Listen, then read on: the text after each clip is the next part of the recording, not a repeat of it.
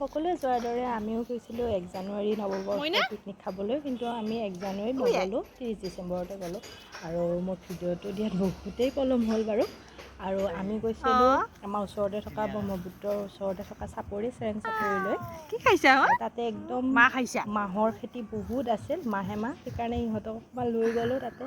মাহ ময়ো খালোঁ, ইহঁতকো খোৱালোঁ কেইটামান। আৰু এয়া হৈছে মোৰ হাজবেণ্ডৰ বন্ধু অজয় দা। সিহঁতৰ লগত অলপ খেলিলে।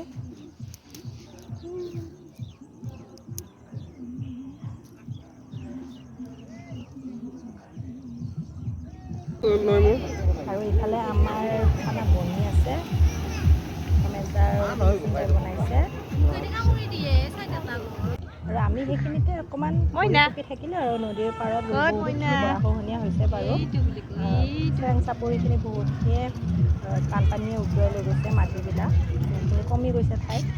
তথাপিও মানুহ বহুত যায় পিকনিক খাবলৈকে তাতে।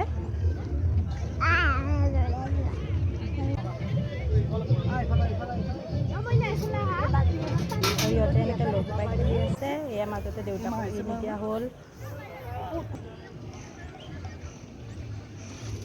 এয়া ভাত খাই